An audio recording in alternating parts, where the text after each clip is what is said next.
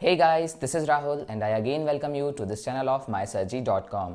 Guys, आज के video में हम लैम्डा एक्सप्रेशंस को एनोनिमस इनर क्लास की जगह पर यूज़ करके देखेंगे।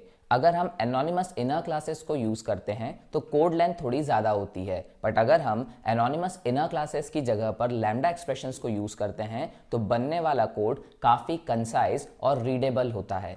सो एनोनिमस इनर क्लास की जगह पर लैम्डा एक्सप्रेशंस को कैसे यूज़ करते हैं, आइए सीखते हैं।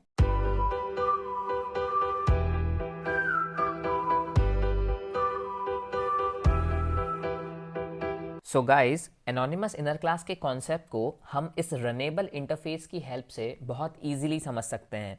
अगर आप एनोनिमस इनर क्लास के कॉन्सेप्ट को यूज़ ना करें और आप रनेबल की हेल्प से अगर एक थ्रेड बनाना चाहते हैं तो वो कुछ इस तरीके से बनाई जाती है जैसा इस कोड में इलेबोरेट किया गया है कि आप एक क्लास बनाते हैं माई थ्रेड, इसके अंदर रनेबल को इम्प्लीमेंट कर लेते हैं और फिर रन को आप कर लेते हैं ओवरराइड। फिर आप मेन मेथड में इस माईथ्रेड क्लास का ऑब्जेक्ट बनाते हैं जिसे आप एक रनेबल रेफरेंस में रिसीव करते हैं, और अगर आप ये रनेबल रेफरेंस एक थ्रेड के कंस्ट्रक्टर को पास करते हैं तो यहाँ पर क्रिएट हुआ थ्रेड ऑब्जेक्ट इस रन मेथड को यूज़ करता है जब ये थ्रेड सीपीयू पर होगी शेड्यूल।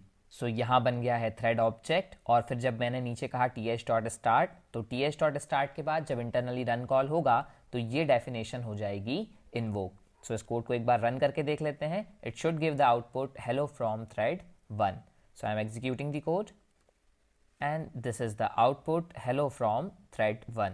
अब यही काम जो आपने इतने लेंदी कोड से किया है इसे हम कुछ कम लाइंस में भी कर सकते हैं via using the anonymous inner class concept. So anonymous inner class को यूज करने के लिए मैं यहाँ पर बनाता हूँ एक थ्रेड ऑब्जेक्ट। सपोज मैंने लिखा thread th2 is equals to new thread, और क्योंकि न्यू थ्रेड एक रनेबल का ऑब्जेक्ट रिसीव करता है इसलिए मैं यहाँ पर एक एनोनिमस इनर क्लास प्रोवाइड कर सकता हूँ जो कि रन मेथड को कर लेगी ओवरराइड। सो मैं यहाँ लिख सकता हूँ न्यू रनेबल और इसके बाद लगाइए आप करली ब्रेसेस और उसके बाद यहाँ पर ओवरराइड कर लीजिए आप रन मेथड को। सो मैंने कहा पब्लिक वॉइड रन, और इस रन के अंदर मैंने कहा system.out.println हेलो फ्रॉम थ्रेड 2 और यहाँ लगाइए एक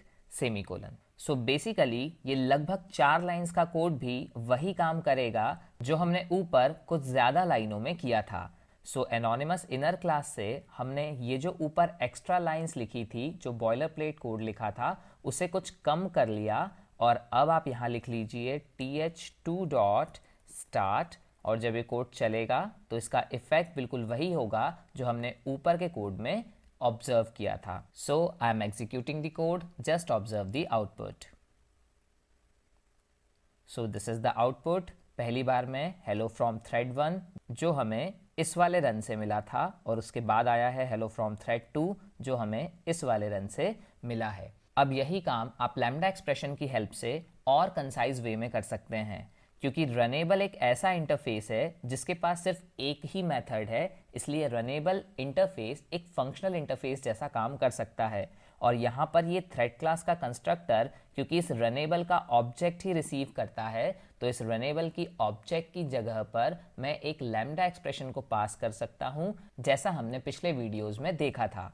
सो अगर इस कोड को अब मैं लैम्डा एक्सप्रेशन की हेल्प से बनाने की कोशिश करूं तो मुझे सिर्फ लिखना होगा thread th3 is equals to new thread, and इसके बाद आप बना दीजिए एक lambda expression. So lambda expression के लिए मुझे चाहिए पैरेंथेसिस, एक चाहिए एरो, एंड इसके बाद लिखिए system.out.println और यहाँ लिख दीजिए हेलो फ्रॉम थ्रेड 3, और इस सेमीकोलन को यहाँ से हटाकर कर दीजिए यहाँ पर, एंड इसके बाद आप कह सकते हैं th3.start, और ये लाइन भी बिल्कुल वही काम करेगी जो हमारे ऊपर की 2 अप्रोचेस से हमने किया था।